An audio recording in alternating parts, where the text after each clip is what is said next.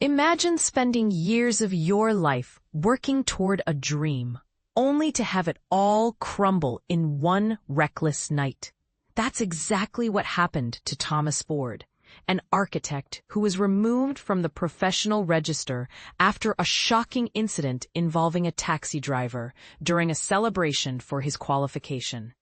It's a story that raises important questions about personal responsibility and the consequences of actions, especially for those in trusted professions. The events unfolded on a night out in Macclesfield, Cheshire, back in November 2022. Ford had joined colleagues to celebrate his hard-earned achievement of becoming an architect, a profession that demands immense dedication. In the UK, qualifying as an architect is no small feat.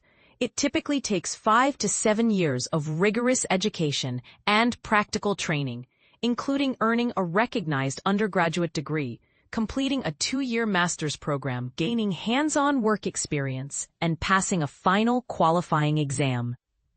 For Ford, this milestone should have marked the beginning of a promising career, but instead, it became the backdrop for a series of decisions that led to disaster.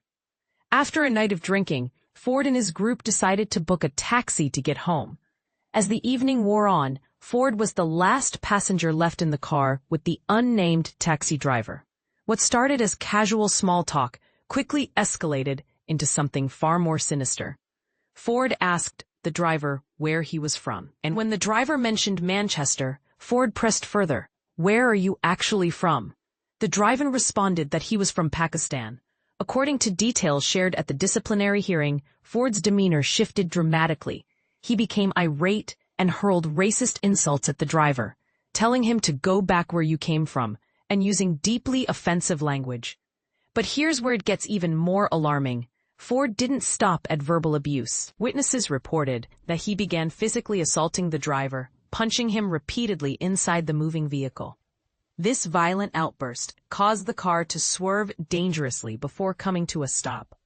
Ford allegedly shoved the driver out of the taxi and commandeered the vehicle, driving off recklessly. Moments later, the stolen Toyota Prius crashed into a residential garden, destroying a fence and leaving the car beyond repair. When police arrived at the scene, they discovered Ford attempting to hide behind a tree near the wreckage. A breathalyzer test confirmed that he was well over the legal alcohol limit.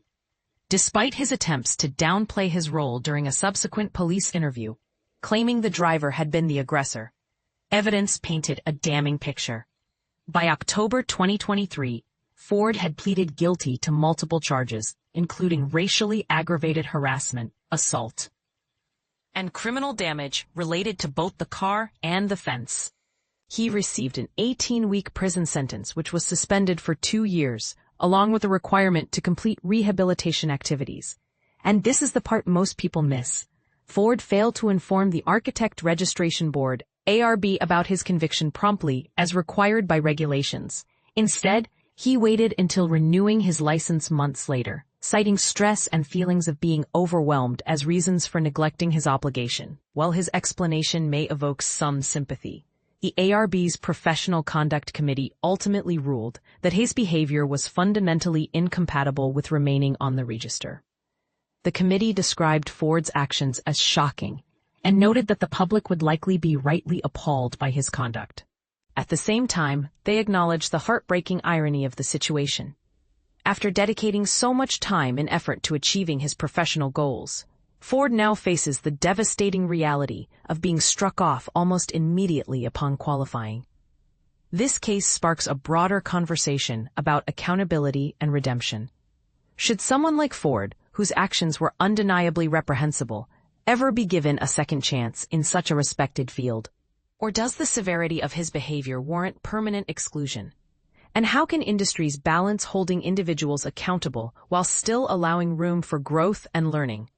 We'd love to hear your thoughts. Do you think Ford deserves another opportunity to rebuild his career?